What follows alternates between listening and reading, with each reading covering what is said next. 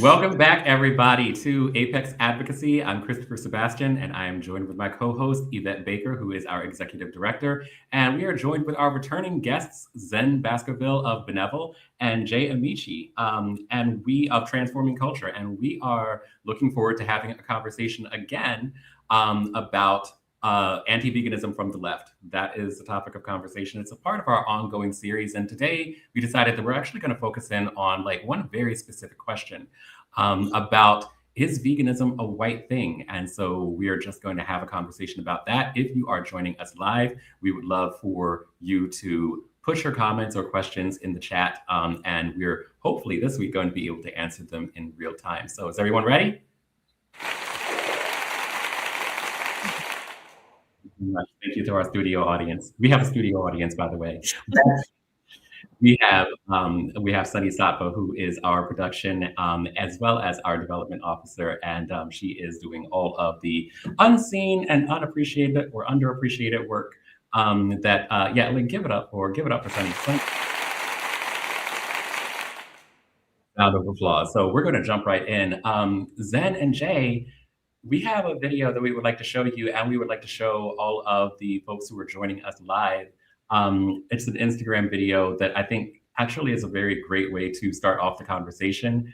So if Sunny, you could give that to us right now. Vegan fish sauce. What in the disgration is this? Vegan fish sauce. This is shocking. Who invented this? Like, who invented vegan fish sauce? I'm telling you, there has to be some blonde woman that invented this. One of those eat, pray, love people. You know, they go to Asia, they're gonna steal from our culture and sell it back at the Asian supermarket. Okay, next. This is super fun. I like this creator, Brian Yambao, is not someone that we follow, not someone that we're affiliated with, but this video like heated up all over the internet, and it had a lot of analyses, a lot of opinions, and it got a lot of vegan people definitely like riled up, correcting some misinformation there.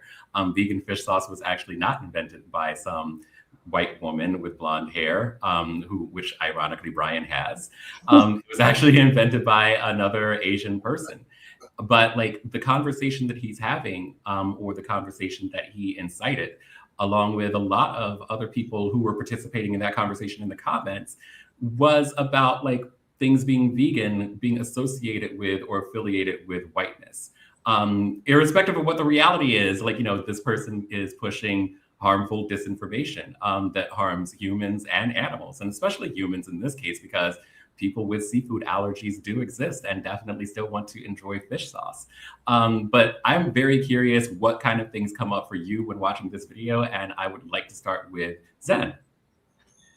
Yeah, I don't know who this guy is, who this person is, so I was a little shocked to see why he was so offended when he saw vegan fish sauce, and or it strikes me as someone who might be offended by seeing vegan anything is what it struck me as, and so I don't know why he took such umbrage at it, and I'm not, for me personally, I'm not looking for vegan fish sauce. I don't crave that taste, but what's the deal if somebody wants vegan fish? Just like you said, Christopher, if they have an allergy or something like that, what's the offense? What was so offensive to him about that? And I think it tells you a lot more about that person than it does about the vegan community.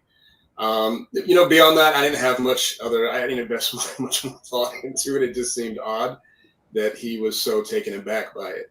I get it. It's, you know, vegan fish sauce. It might sound like an oxymoron, but there's reasons for that. Just like you said, that are completely valid, Christopher. And even if you readily didn't understand what those reasons are, to have that sort of knee-jerk reaction to something that's vegan, again, just I think speaks a lot more about that person than it does our community. Child, like my mama said one time, if you don't understand it, then it probably is not for you. And clearly it was not. Jay, would you like to tell us your feelings on this? All right, as the resident philosopher, I have to like couch my ideas in this I want to root what I'm going to say in dialectical thinking, and by that I mean like I'm not like an either or black and white kind of thinker, and that I think that two things can be true at the same time. And for one, two things can be true at the same time, like I said, and one of those truths could be that like white people appropriate cultures all the time and profit off of it all the time. And they've done that very well in veganism. Like, let's be real. Like, they have taken traditional foods and profited off of them. Foods that people grew up eating, that they were made fun of for eating. And you know what I mean? So like there has been like plenty of instances where white vegans have profited off of like traditional foods that just like happen to be vegan. And, like here in Portland, like, as examples, like the most popular Indian restaurant is something called Bollywood Theater. It's owned by a white person. The most popular Mexican restaurant, it's called Porque No. It's owned by a white person. And, these are all people that went and had their journey and then back, opened a restaurant and profited from the hospitality of the people that like showed them their traditional foods and decided that, as colonizers tend to do, that they wanted to, make it their own and, make some money off of it. So like, this is a reality. Like, let's just be real, like this is something that happens. And also, like this is not something that happens every time. And I think that it's kind of a travesty because I don't know what this person's like ethnic background is, but presuming that they come from an ethnicity that uses fish sauce regularly, those also tend to be the ethnicities where Buddhism is widespread. And we know that the Buddhists are the pioneers of vegan substitutes. They've been doing it for long centuries before veganism was ever a market, something to profit off of. And so there's this travesty that happens because this person is assuming that this is one of many instances where white people stole something that was cultural and, made it their own in a weird way to profit off of it. Because they're making this assumption, they're actually erasing like some of their own sort of like cultural identity, assuming that they do come from a culture that is majority Buddhist, which, like I said, I don't know what their ethnic background is, so I don't actually know that for sure. But like I said, if they're coming from a place that is like, or their ethnicity is a culture that does use a lot of fish sauce, there's an overlap between people that use fish sauce and people that are Buddhist. And so I think it's actually like really sad that this truth about how vegans, white vegans co-opt cultural foods has made it so that people of that culture are erasing their own cultural background, their own cultural histories, because all they can see is like the way that the dominant culture treats their culture. And they're not seeing how their own culture actually has these aspects like already part of it, if that makes sense. I know it's like kind of overcomplicated in a way, but that's just my thoughts. That's not overcomplicated at all. Like that sort of internal erasure of one's own culture, we see that all the time. Like, we talk about, and I've been guilty of this as well, talking about kale as like a staple of like, like the archetypal Whole Foods, white, yoga pants wearing vegan woman, and like, without any knowledge of where kale actually came from and how it actually came to be popular on this continent. And which is like, it has deeply like African roots. And I also like wanted to read out some of the comments actually that we are getting in here from our live. Raquel, our friend from For Real NYC, the cat rescue, is saying that I think the co-opting and unseasoning of ethnic food by Europeans is what prompted him to react like that. Like the H-bar viral video that caused a huge uproar a few months back. And that was a whole to-do. We can have a conversation about that H-bar video because there were a lot of creators that were embroiled in that, vegan and non-vegan. So like, yeah, like there's so much to be said about that, but I thought that was a really excellent and important way of opening up this conversation because there are so many different aspects of identity that are wrapped up in our perceptions of like veganism, like whether or not it is something that's indicative of people being white, or if like this is something that people of color, like people of the global majority participate in as well. Yvette, do you want to like jump into this conversation? You don't want to. Sure. Yeah, no, please. I do. I'll be very quick though. Jay, thank you for speaking to so thoroughly the reasons why there is grounds for offense, I do understand where this creator is coming from. Absolutely.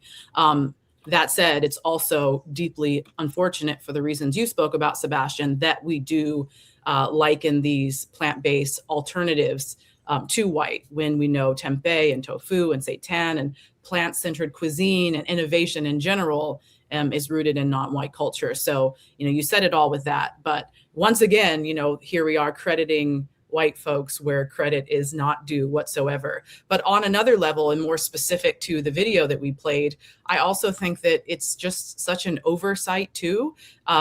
In particular, that the fishing industry is one of the largest sectors where modern slavery persists, particularly in South Asia, Africa, South America.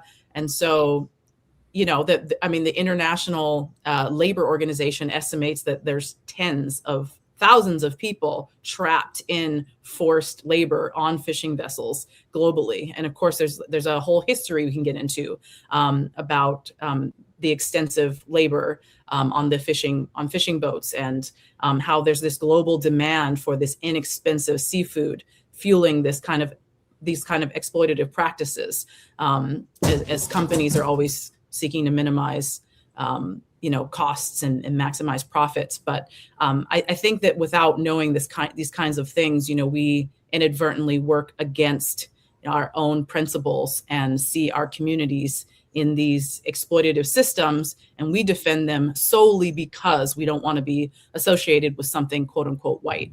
So I think that's another interesting element too that we can get into at another time. Talking about associating with something that we perceive to be white, Jay, how do you feel like this narrative got started of veganism itself being a white thing? And please bring the dialectical analysis, because that's a good that. question. I think it comes out of perceptions of, I don't know how there was a vegan society in Britain or something that I think maybe coined the term or something like that. I don't even know. But I think there's this perception of since the 60s and even before of vegans as these sort of crunchy, hippie, whatever. And that scene is overwhelmingly white. And this perception comes from a misunderstanding of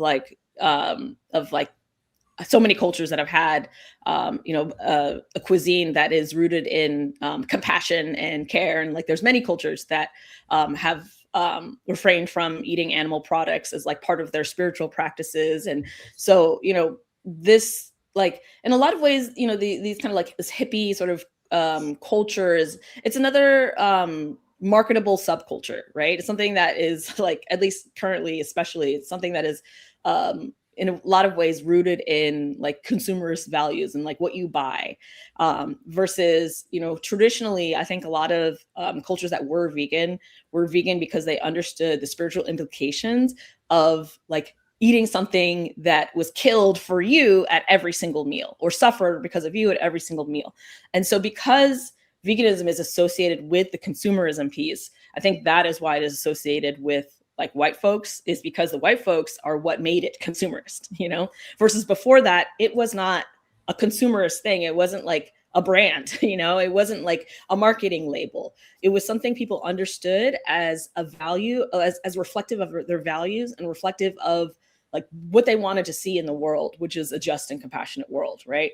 And so that's not really, I think, what a lot of non-vegans think of when they think of vegans. They think of all right, having to go through the store and read different labels, or they think of PETA or something like that. They're not really thinking of folks who have adopted veganism because of the spiritual and moral implications of it, if that makes any sense. Of course it does. It absolutely does. And ITAL actually comes to mind for me when thinking about cultures that have adopted a plant-based diet that precede the founding of the vegan society in the second half of the 20th century. I think that ITAL, and you all can correct me or fact check me in the comments if you are inclined and have the time to do that. I think that it dates back to the 1920s. But I think it's also really interesting what Jay was observing about ethical consumption, quote unquote, and consumer capitalist veganism, because I know that that's something that bothers Yvette a lot. She has so many things to say about that. But I'm not going to pick on Yvette if she doesn't want to like jump in on that. But she's unmuted, so maybe she will. I did unmute. No, yeah, you're right. That's a rabbit hole for me. But also Jay spoke to that a bit, that yes, there is this consumerism piece that I think is attaching the whiteness to the veganism. So I guess I'll speak to the other piece, which is the animal aspect of veganism, which is the root, anti-oppression against non-human animals. However, I think part of this narrative comes from our dehumanization, like likening us to non-human animals, and this negative devaluation type of framework that has been used to justify grave violence and oppression and injustice with generational consequences that have us sort of trying as hard as we can to distance ourselves from animal relationships in pursuit of our humanity, of our human status. I think there's something rooted there for sure that I don't know if it starts this narrative, but it certainly perpetuates this narrative. I think that keeps veganism in this white bucket. And then, there's also some erased history that I can't speak to with authority or specificity, but I know there's history around, African relations with interactions with European colonizers that also talks about how we were teaching African peoples were teaching white folks to have better hygiene in the ways that they didn't bathe regularly, and also lived with animals in this way that was perceived as, like less than sanitary. So I don't know. I think there's something there in the likening of whiteness to animals as well. And then there's, I think, and that's maybe a smaller point, but the bigger point, I think, is the social conditioning, the ways that we see white folks really comfortable with animals. And, I don't think it's like an inherent thing. I think it speaks to a long history of us having other animals weaponized against us as tools of suppression and tools of fear. And I keep bringing up things that I think are a whole other rabbit hole, but yeah, I think that plays a very large part historically and currently in the ways that we, again, distance ourselves from animals or have this negative connotation of animals that keeps veganism posited and bucketed as a white thing. I actually want to talk about that a little bit more because talking about the way that vegan activism has presented and does consistently present itself, there is an animalization, or a comparison that is very, very uncomfortable for a lot of Black people in particular. And it does make us recoil. It does, when we see that, it does make us very, very deep. It reopens old traumas. It makes us feel as though this is not a space that's for me, or that I feel welcome in. And I see some discussion in the comments that I want to address, but before I do get to the comments, I want to ask Zehn, can you tell us a little bit more about how do you feel about a lot of white activism and the way that they present animals and animality in comparison to, or in comparison with, or in conjunction with people of color? Yeah, I think there's a few things at play, and I would first start to say that there's a duality in every culture, right? There's good behavior and there's bad behavior, to keep it simple. But what is being fed to us is a very skewed reality, and a lot of it is through I would say passive consumption. In this case, it's not what we eat, but what we see, and what we eat ends up in the belly. What we see ends up in the mind. And lost. Yeah, in some cases it's media, right? It's the shows we see, it's the movies, it's the commercials and the ads of white people walking dogs, or white people being the veterinarians. It's not that Black people do not walk dogs and that we're not veterinarians. It's just that the dominant narrative is being served to us in this way. But, on the other side, we do have to be really honest in that there is bad behavior in the Black community, but there's also bad behavior in every community. So if we say, for example, Black people chain dogs up in the backyard, they do, but also white people chain dogs in the backyard. And they also starve horses in barns. You see the emaciated horses and the overgrown hoofs, and now they have to come and get rescued.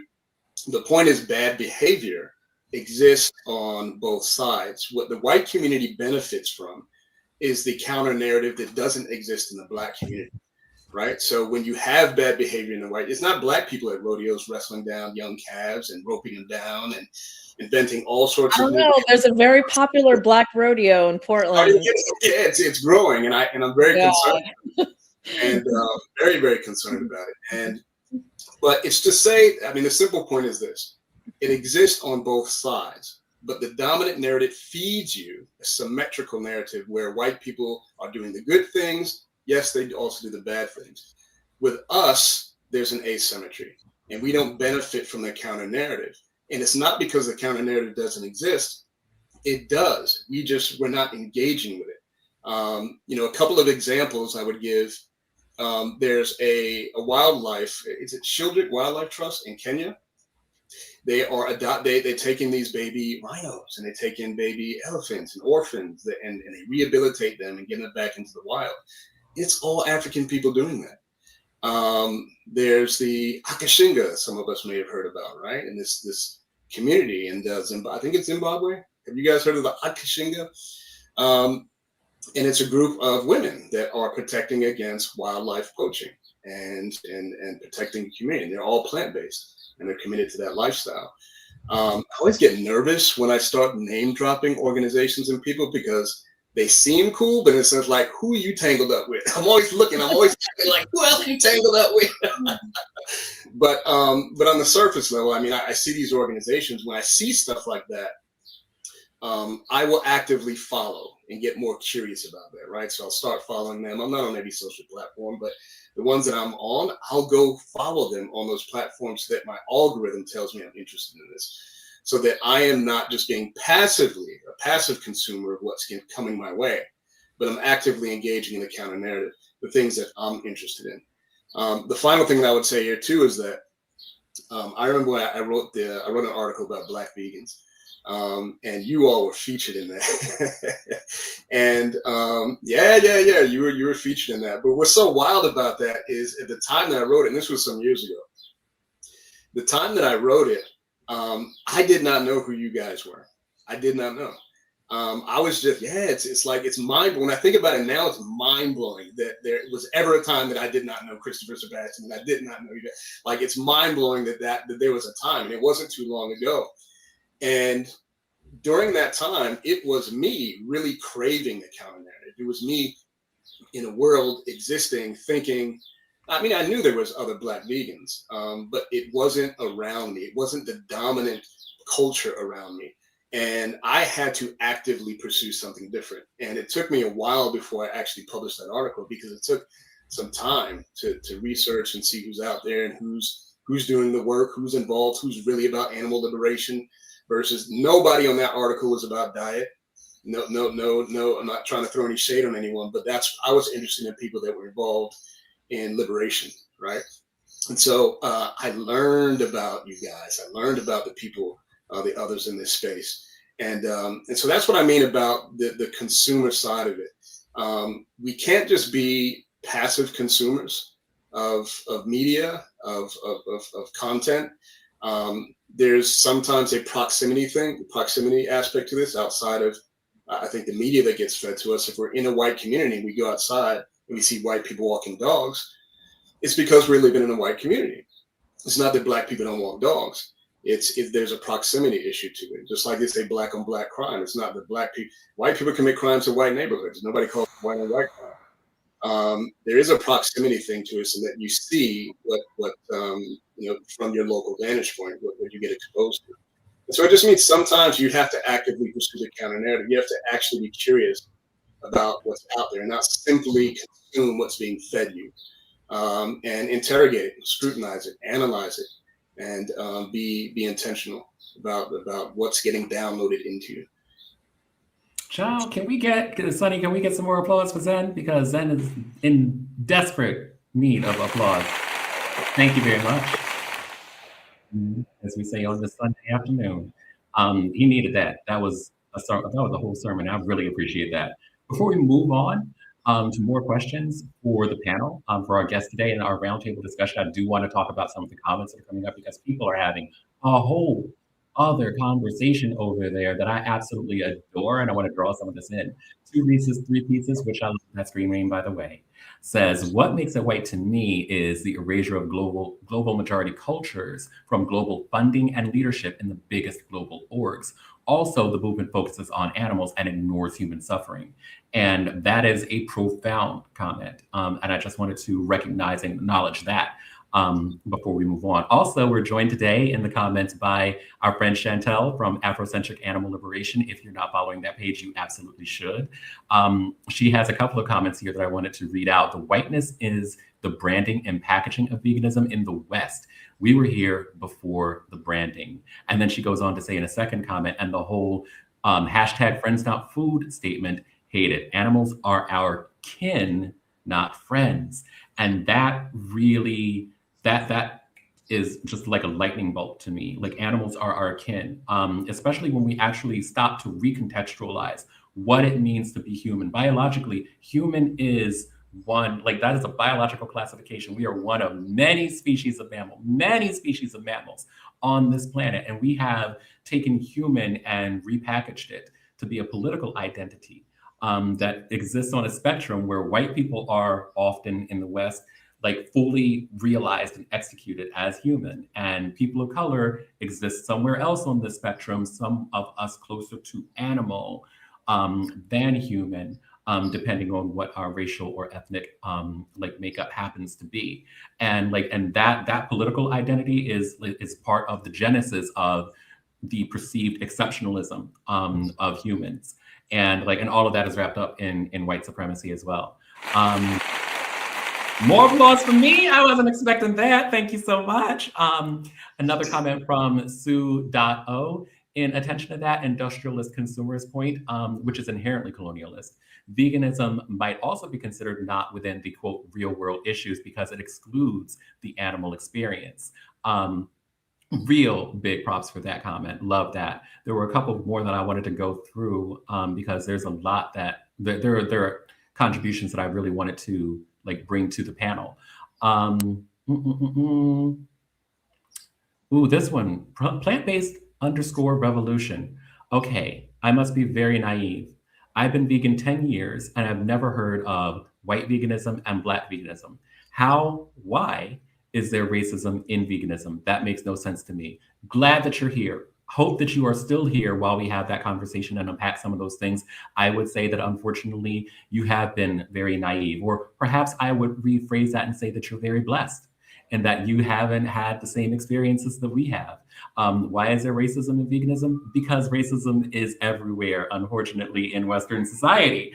And when you talk to our experiences or talk to people who have our experiences of being Black and vegan, they're oftentimes very different from the experiences of people who are white and vegan. And we have conversations about the types of vegan advocacy and activism that are going on right now. You see these really harmful anti-Black narratives that a lot of people who don't understand Black experiences perpetuate and oftentimes polarize people like ourselves and from our communities away from veganism. And I really like to hear from the panel talking about that. I don't want to say have you experienced, but how have you experienced anti-Blackness when advocating for animals or just being vegan? And I'm going to ask Jay that question first because I haven't talked to you in a long time. I'm ready. So, I mean, to answer the question of why is there racism in veganism? There's racism in veganism because there's white people in veganism. That is why. Racism is the dominant mode of thinking for white people. You need to if you're a white person, you have to actually train your mind to not be racist. Racism is the default. So just get that straight, like wherever their white folks are dominant is going to be a racist space. Let's just like get that out of the way, and so, it could be anything from, sometimes it's just little like sort of microaggressions, and other times it's like outright racism. I mean, we saw in 2020 where, all these folks are rising up for the first time, many of them, talking about Black liberation on a wide scale, and the first time we've really seen that, and maybe ever, in this country, where so many people are recognizing the struggle of Black people. And you have all these prominent vegans that are just like, nah, all lives matter, man. Just like all this bullshit. And it's just like, I mean, for a lot of folks, I know that, I mean, I've experienced stuff way before that. But I think for a lot of folks, it was sort of like eye-opening to see like, wait a minute, they're for like animal liberation, but they're not for Black liberation. It's like, we're all animals. Humans are animals too. We deserve to be liberated too.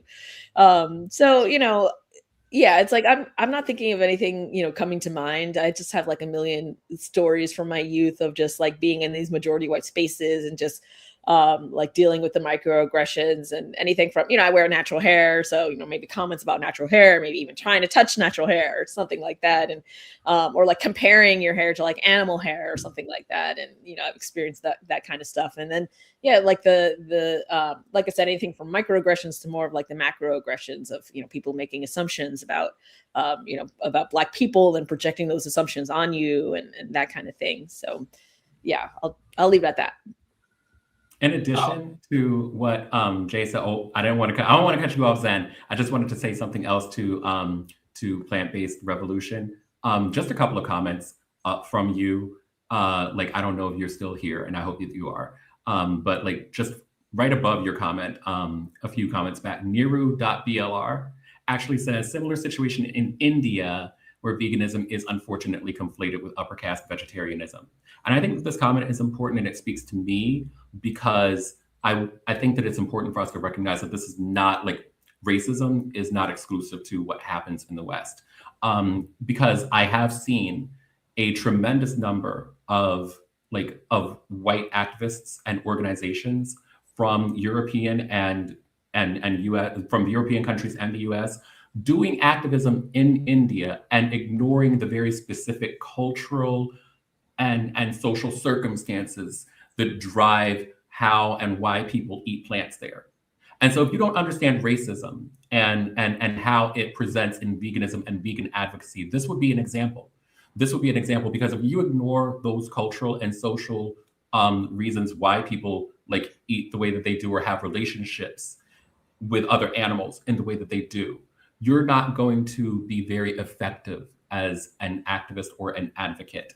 And seeing the harm that a lot of these white activists have done to particularly Indian communities, and like, the many steps back that like the Indian activists have taken as a result of like, of some white savior types of activism, like that's just a very, very real and direct example of what happens when like, when race and racism isn't addressed. And when like white dominant narratives actually overtake our advocacy. And like other people like JH.L_, these screen names are wild. Yeah, the Hindu nationalism conservative. Like these are like there are so many, like I am myself only just learning from other Indian activists about like, the politics of India. And like, and just like independently even of veganism and vegan activism, and like, and how like, and where India sits on the global stage in terms of like our global relationships. And like, and yeah, like I think that like we're in a very interesting time. Please look at and read those other comments from other people, and like, and learn about the other experiences that people have that like are invisible to us.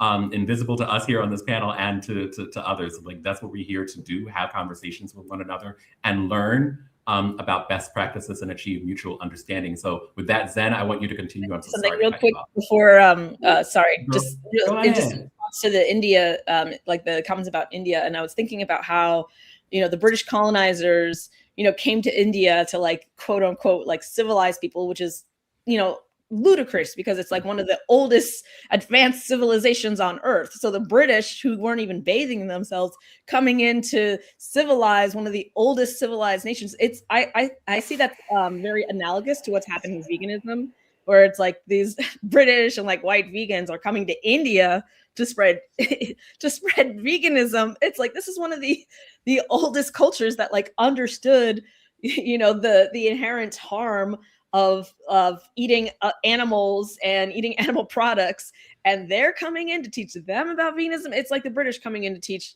you know, folks about civilization while they're themselves are not bathing, you know. So it's silly almost. But anyway, Zehn, please. Yeah, I was just going to add, you know, another point of view, just talking about from experience, and this one honestly is a little uncomfortable to bring up, and it's sometimes even when you're inside your own community, and people find out that you're a vegan or that you don't eat animals. It's like, what, man? You don't eat animals? What kind of black person are you? It's like, and you get that feedback, and it's and of course these are people that love you and you love them back, and it's not, you know, right? It's not. I don't want to make that bigger than what it is, but it's just what happens is, again, we talk about the erasure, even in our own cultures. Our culture is so rich and diverse, and to think that it's anti-black to not eat animals is, yeah, it's very, very unfortunate. It's very unfortunate, but that is part of the experience. That is part of the experience, depending on where you are, you know, what part of the world you live in. But I have family that's from St. Thomas. I have family that's from the South, and given where I am, I can seem like a Martian to people, like I'm some sort of from another planet. And but it's all these are people that would also take a bullet for you. So you might be the butt of a joke, and it might be uncomfortable for a little while, but you also understand these people love you. And so it is with a great deal of innocence. Often it's not because people are trying to make fun of you, but we don't sometimes we miss the full history and richness of who we are. And it's not anti-black to care about animals. It's not anti-black to care about the planet. It's not anti-black to live your life that way. If anything, it's a very indigenous way to live. It's not this dominant way that we've adopted here, especially in the West, is such a limited, I would say, limited condition. I would say it's a condition. It's an artificial condition in many respects. And so there is that exists. It's uncomfortable. I get it to bring it up, but it happens in the Black community. And I try to get in and out of those conversations as quickly as possible, unless somebody wants to take me to the side and, you know, genuinely have a conversation about it. But for me, I'm in and out of those conversations as quickly as possible, so that I don't become the center of now a round table of you know, jokes and become throw me in those conversations. I feel it back just as hard as my family's Jamaican, but they are not ITIL by any means at all, you know. And I've definitely heard that a lot too. The ribbing. I mean, it's such a part of Caribbean culture, is like the ribbing that happens, the gentle ribbing, you know. Anything they'll find an excuse to, like, you know, make a little joke about. But, you know, like I said, I hit it right back. So, you know, sometimes people will be like, oh, it couldn't be me. And it's like, I mean, when you're on your deathbed at 50, you might be saying something different. And it's like, not that I'm a health vegan, because I'm not, but like just to, you know, kind of draw attention to the things that they care about, which, like health, for example. Or sometimes, you know, folks will, like, you know, on a more serious level, you know, I'll say like, you know, people will be like, oh, well, this is like, you know, part of Black culture or whatever. And I'm like, oh, you think Black culture is defined by slavery? And they'll be like, no, of course not. And then I'm like, then why do you think Black food is defined by food that was forced upon us in slavery? You know, and that gets people thinking about, like, oh, you know, what are the origins of our relationships to a lot of these foods? You know, comes out of trauma. And again, when you talked about this last time, where you can respect the trauma, you can respect the hardship, you can respect that we were able to do something with nothing, and also say that, like, as part of my healing, I'm moving away from that. I'm moving towards foods that, like, And just like, not even just about the eating aspect of it, but I'm moving towards an understanding where, I want a life-centered way of being, a way of being that contributes to life. And I can't do that if I'm consuming animals as if they were products and not living beings. Thank you so much for that. You both actually just answered the last question that I had, which was a question about how do you all navigate your identity with like race and veganism. And both of you did a spectacular job of talking about that. I'm going to say a few words about it, but I would like to give the last word to our executive director, Yvette, before we wrap up for this episode. But yeah, for me, I think that it's incredibly difficult and alienating. Thinking about what Zehn said, it's really painful when I hear from other Black people, and especially people who are part of my family, who think that, or have said outright, that caring about other animals isn't Black, or more specifically, it's a white thing. And it pains me for a couple of reasons. Number one, because like, oh my God, of the billions of lives who inhabit this planet that are not human, like we're down like 70% of wild animal populations. And I don't know how to talk about that as anything other than a genocide. And to think that like caring about other animals is something that is exclusive to white people really tells me that we, especially as Black people in the West, Black people who have a legacy of racial trauma in the United States, have been robbed of our empathy in ways that are just indescribable. And I am torn up every time I hear that. I don't know how to respond to that. I still haven't figured out a way. If I do, I'll let you all know. But I haven't figured out yet how to navigate conversations around race and veganism that are deeply uncomfortable, as Zehn said. But I'm working on it all the time, and definitely trying to heal myself and all of the people around me from that racial trauma. And I will turn to Yvette. Thank you, Sebastian. I share those sentiments. I have so much to say about what everyone has shared. Sebastian, it is painful and alienating. That's the best way to put it. And I am working through exactly what you're working through all the time.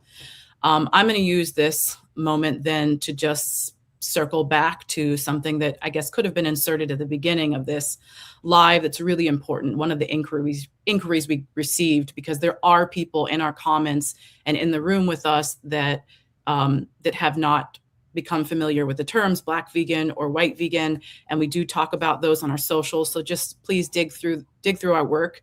But I do want to be clear that when you hear those terms, like in the comments, I'm seeing people assume that we are talking just about racism, and we are actually talking about the prevalence of narratives, dominant narratives, where veganism itself is ascribed to being a white thing, meaning we as non-white folks in this room get pushback for being vegan just because it is deemed a white thing. So I wanted to make that crystal clear for everybody, and also say that the aspects of veganism that are perceived as white, there are so many that can be named, but they're perceived to be indicative of veganism itself, even though they're not actually, right? They can be willful misconceptions, but they can also be whiteness making these aspects real from those on the outside looking in. Right? The moral superiority we see a lot from vegan education, vegan outreach, vegan influencers. That's very real.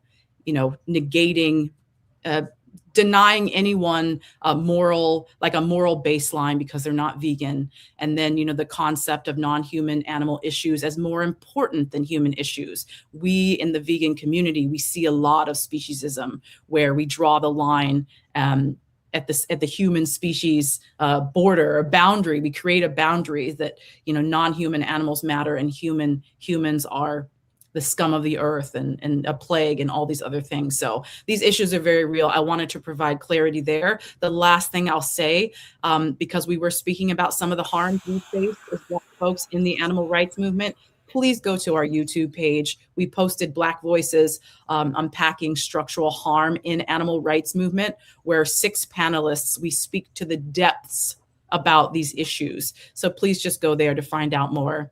And yes, about that tension of racism in the community versus what I get from Black spaces and non-white spaces, that is a very, very heavy space of tension and discomfort and frustration for so much misunderstanding and so much different disinformation.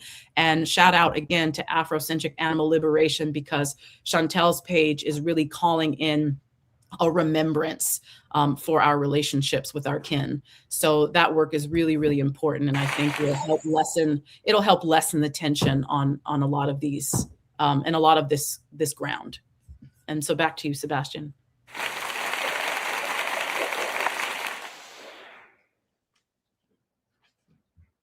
You're muted. I'm so sorry. I was just saying, give it up again for Yvette, please, because Yvette having the last word is always very uplifting for me. And like, I appreciate everything. Thank you. Everything that she said. So that is all the time that we have for today. If you have joined us, we appreciate you giving us your time on a Sunday afternoon. I want to say thanks again to Yvette Baker, our executive director, and our guests who have returned for the second time in our second installment talking about anti-veganism from the left, Zehn Baskerville from Bnevol, and Jay Amaechi from Transforming Justice. Thank you all for joining us, and we'll see you again next week for Apex Advocacy.